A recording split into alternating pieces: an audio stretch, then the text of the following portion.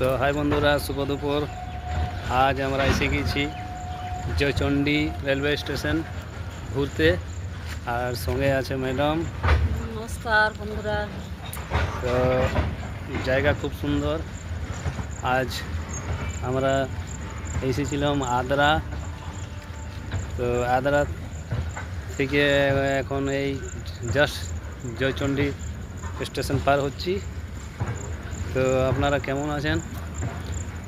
আর সবাই এই পুরুলিয়ায় MS ময়দান ইনডোর স্টেডিয়ামে যে মিট আপটা হচ্ছে, আপনারা অবশ্যই আসবেন।